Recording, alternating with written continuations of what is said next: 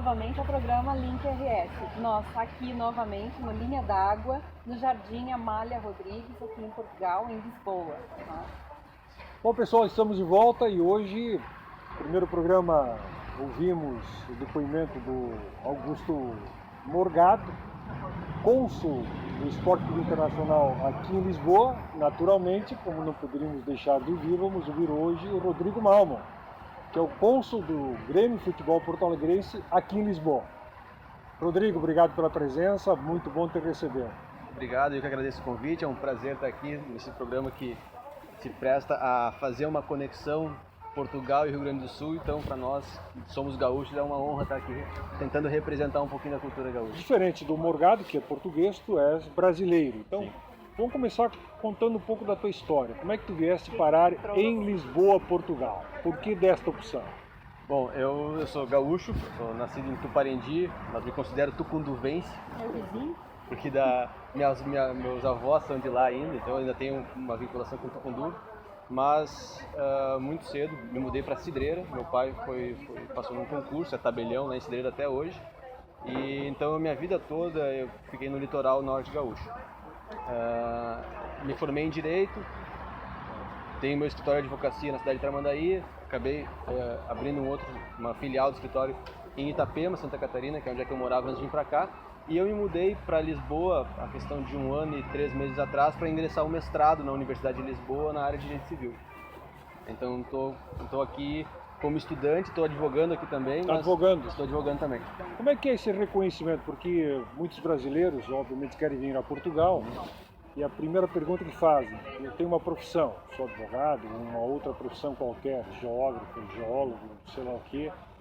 Como é que é esse reconhecimento do diploma brasileiro em Portugal? No caso da advocacia, ela tem um fator de facilitação, porque a Ordem dos Advogados do Brasil ela tem um convênio com a Ordem dos Advogados de Portugal de reconhecimento recíproco.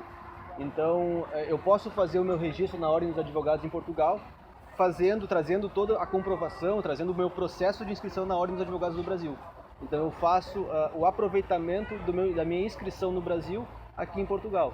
Eu não preciso essa questão de validar diploma, fazer novas provas, eu posso fazer só o processo de reconhecimento pela reciprocidade que tem entre os conselhos. Bom, aí vem a seguinte pergunta. Eu também sou advogado, obviamente a gente estuda o direito brasileiro. Nosso Código Penal é um, nossa Constituição é outra, Código Civil, etc. Portugal tem as suas leis. Como é que fica esta adaptação entre, obviamente, tu estares militando no mundo jurídico no Brasil e passa em seguida a militar no mundo jurídico de Portugal? Essa adaptação ela é um pouco difícil porque alguns princípios, algumas questões mais genéricas, elas acabam sendo diferentes, né? As abordagens quanto a alguns temas próprios, na questão do direito imobiliário, na questão do direito de família, a parte de sucessões, ela tem algumas diferenciações entre o direito português e o direito brasileiro. Mas é algo que, a partir do momento em que se consegue entender a gênese da lei, a origem, o que levou, qual é o pensamento jurídico que é estabelecido aqui em Portugal, fica mais fácil fazer a compreensão e fazer o caminho inverso e saber como é que ele pode ser aplicado aqui. Você sentiu alguma barreira profissional ou mesmo pessoal quando chegou aqui em Portugal? Assim, o que se percebe é que os meus clientes, a grande maioria dos meus clientes aqui em Portugal, eles são brasileiros que vivem cá e que buscam uma regularização, estão adquirindo imóveis e precisam de um aconselhamento, enfim. Então, o que se nota é que a comunidade portuguesa ela tem uma certa restrição com o advogado brasileiro. E também se nota uma certa resistência dos brasileiros em procurar um advogado português. Então acaba tendo nicho de mercado para tanto para advogados brasileiros atenderem os brasileiros aqui, como para quem, enfim, busca um assessoramento português, também existe a possibilidade, existe essa. E você já está há 1 ano, então, em Portugal e fazendo mestrado. Sim. Como é que você avalia a questão do ensino, ter um mestrado aqui? Você tem algum parâmetro para fazer uma comparação com o ensino do Brasil? O que se percebe é que o ensino aqui ele aparentemente ele é mais exigente, né? Ele tem a pesquisa mais desenvolvida. Então, o teu grau de exigência também para os trabalhos, para as pesquisas, para os relatórios que vai se apresentar, ele é bastante elevado. Tá? E, obviamente, a gente sente uma certa dificuldade inicial, principalmente como o Fortunati falou, porque a questão das leis são diferentes. Então, o que alguns colegas portugueses do mestrado eles já têm desde a graduação, a gente tem que reaprender desde o começo aqui. Então, o começo ele é um pouco mais complicado, mas a partir do momento em que se consegue entender como é que funciona o sistema de ensino, as formas de pesquisa, entender qual é a intenção e a proposta da universidade no que ela se apresenta, enfim, aos alunos, fica mais fácil de poder desenvolver e acaba se fazendo... Se tem uma comunidade acadêmica muito interessante aqui.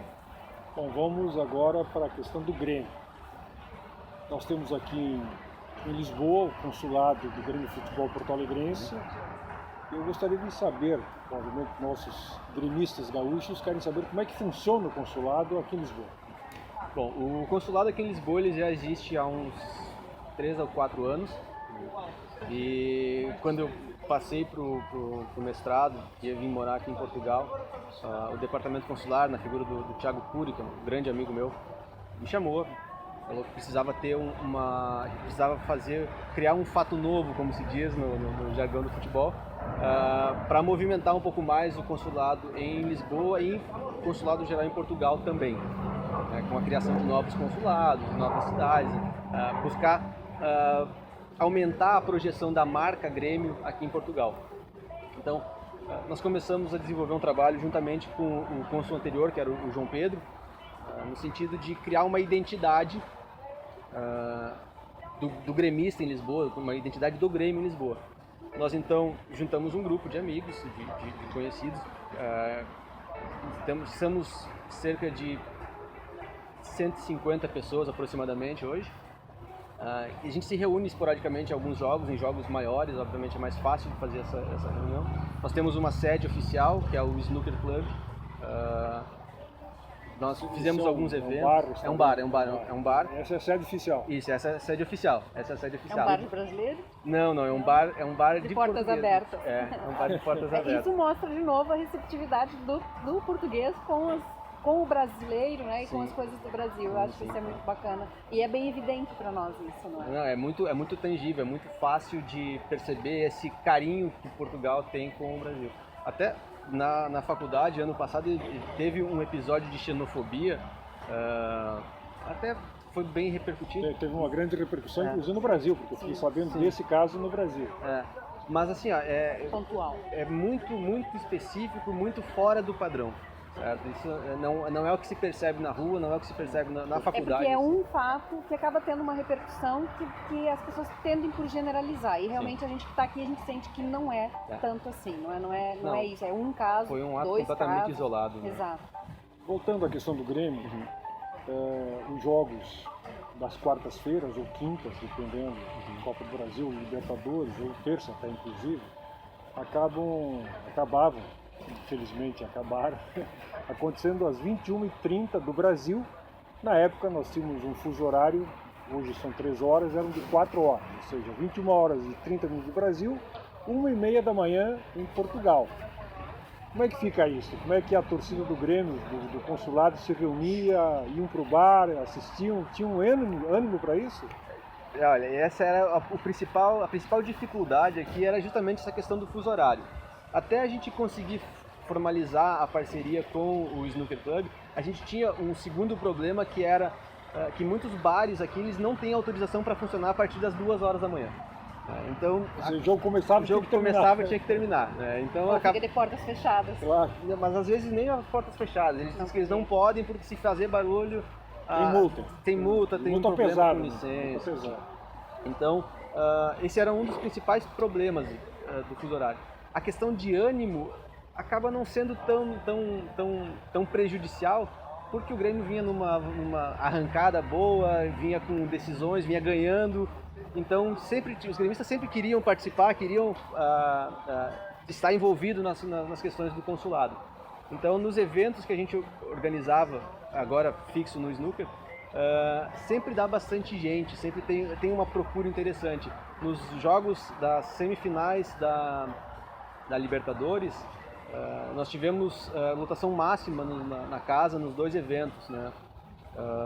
Nos 2 jogos. Agora no último Grenal também, que a gente fez um evento para poder assistir o jogo, para poder acompanhar, a gente teve cerca de 30, 40 pessoas. Então ele tem um fluxo interessante, fora o pessoal que participa pelo WhatsApp, pelo Facebook, pelo Instagram.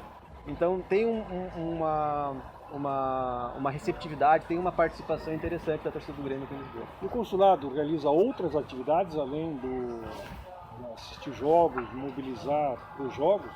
Como é que isso funciona ao longo do tempo, especialmente dias que não tem jogos? Nos dias que não tem jogos, a gente acaba conversando aleatoriedades no grupo do WhatsApp, conversando notícias do Grêmio, enfim.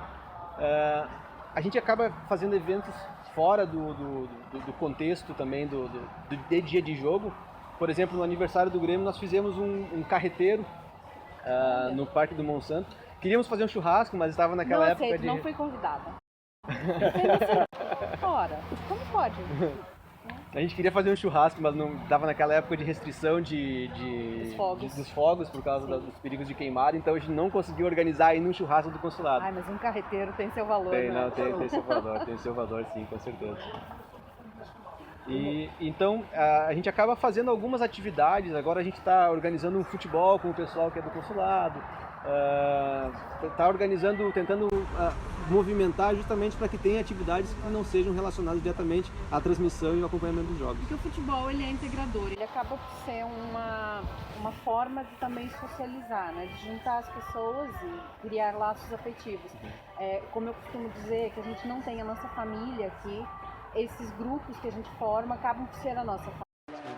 E eu acho que isso é muito importante, porque eu sempre digo que um dos grandes desafios de quem sai do Brasil é justamente esse tempo de solidão do longe da família. Então, a família está lá fazendo churrasco, comendo carreteiro, e a gente aqui muitas vezes sozinho, né, convivendo. Então, esse juntar com outras pessoas que estão na mesma situação que nós, estrangeiros, acaba por ser uma forma de a gente ter uma família aqui. Né? Sim, isso até é bem interessante, porque muitos dos relatos das pessoas que procuram o consulado são pessoas que ou chegaram há uma semana ou estão por chegar. Dizem, eu estou chegando em Lisboa semana que vem para morar, para tentar a vida, e eu já queria ver onde é que o Grêmio vai se reunir. Então, é realmente uma condição...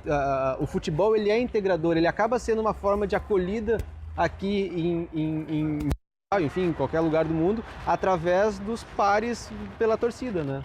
Como é que as pessoas acham o consulado aqui? A gente tem um Instagram, @Grêmio Lisboa. Tá? @Grêmio Lisboa. Isso. Gravem aí. Tá? Tem a página do Facebook também.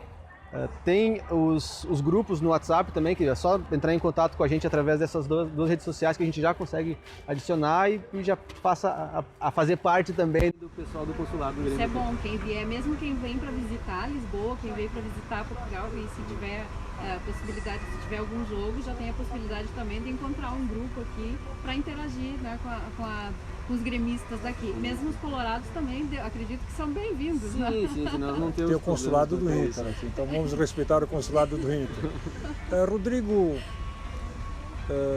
certamente muitos dos que estão nos assistindo pensam um pouco sobre Portugal, pela situação difícil que o Brasil se encontra, enfim, nesses 2 últimos anos o próprio testemunho do Morgado, que é o cônsul do Inter, que é português, mostra que houve um crescimento muito forte de brasileiros aqui em Portugal e certamente outros estão querendo vir. Qual é o conselho que tu dá para quem está nos assistindo e que está pensando em vir a Portugal? Está tendo uma procura muito grande, está tendo um fluxo muito grande de brasileiros vindo para cá, até a gente brinca com meus amigos que a gente está recolonizando Portugal, né? Mas assim, não é um mar de rosas, como se diz, né? Não é porque se a gente fala português, que aliás é português um pouco diferente, mas fala português, e que chega aqui está tudo aberto. As oportunidades elas existem, né? Mas não é...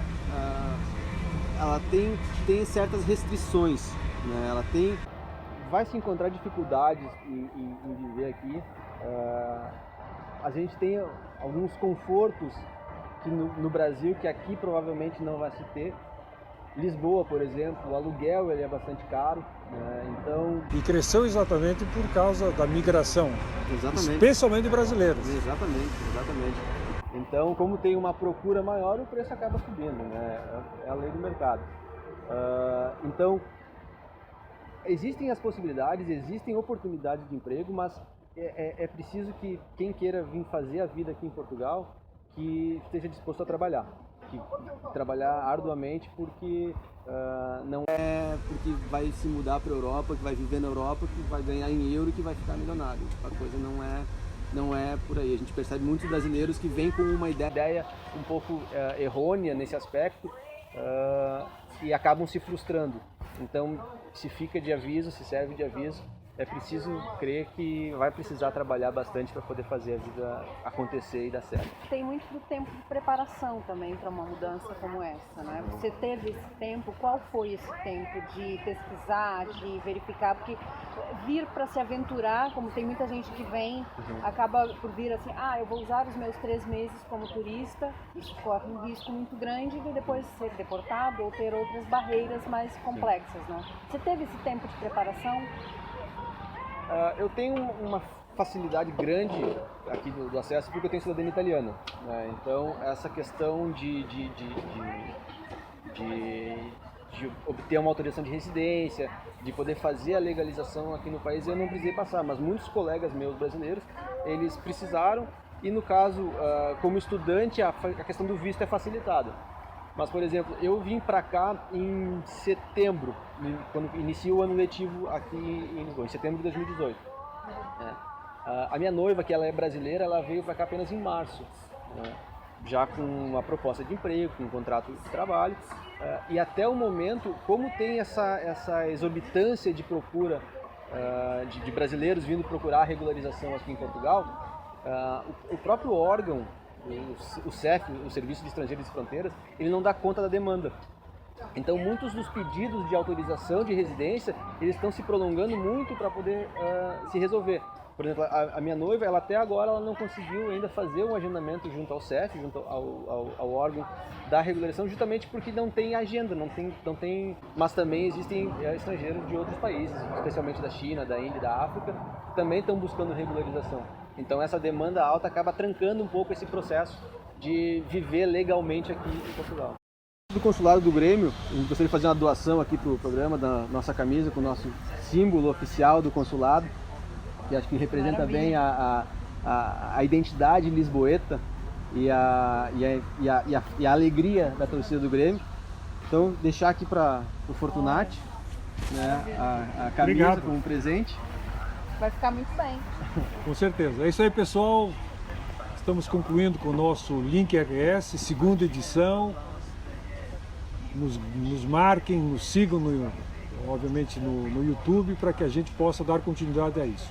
Um grande abraço a todos e até a próxima.